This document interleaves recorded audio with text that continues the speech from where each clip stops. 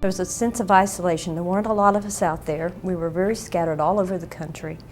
And as practice was evolving, the regulations weren't yet evolving with it. And so there was a real sense of needing to do more connecting and see what all was happening and try to move things forward. At the start of the 80s, between 15,000 and 20,000 NPs were practicing, firmly establishing them as primary health care providers. Still, some circles continued to question the relevance and durability of the NP role.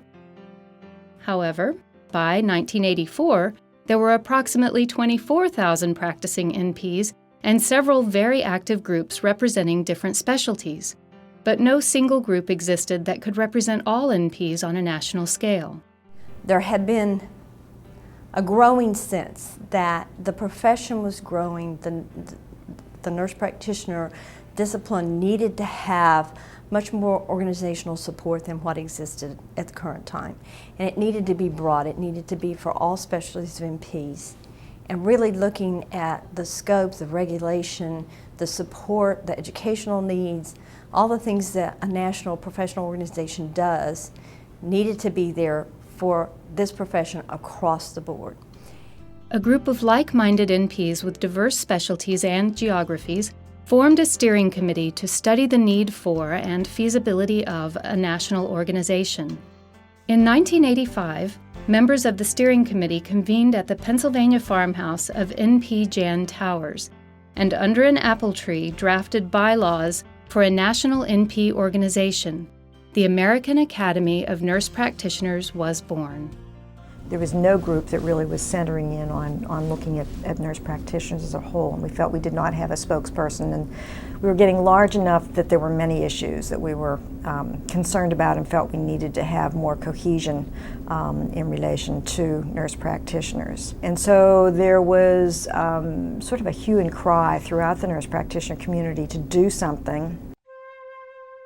AANP opened operations in Lowell, Massachusetts, and in the first 5 years would reach a membership of 1,350, hold its first national conference in Philadelphia, create the Journal of the AANP, and compile the nation's only comprehensive database of NPs. It was also during this time that AANP's legislative efforts hit the ground running. AANP quickly engaged in the many battles that have helped NPs evolve the nation's healthcare system, from Capitol Hill all the way down to the underserved communities everywhere that NPs call home.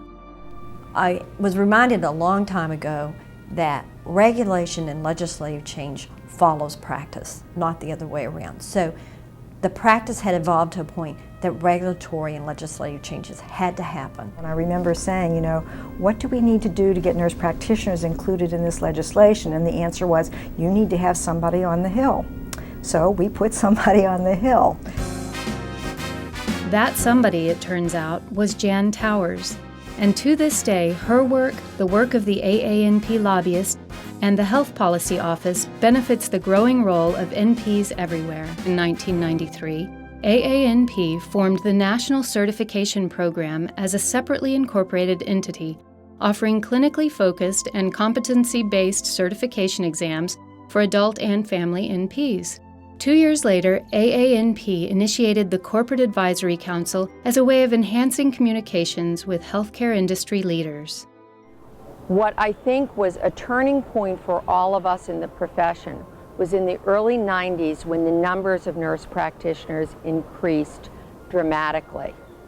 It was during this time period that AANP made Austin, Texas its permanent home, and membership and conference attendance blossomed. In 1998, the AANP Foundation was formed as a separately incorporated organization. Every person that receives a scholarship or a grant has been very thankful and has been very appreciative of the help. We constantly get reports that I would not have been able to finish my program if it hadn't been for this. You know, I had to take off work because I'm a single parent. I'm trying to finish my master's degree because my life's goal is to be a nurse practitioner. This helped me get through the program. Those are the types of responses we get.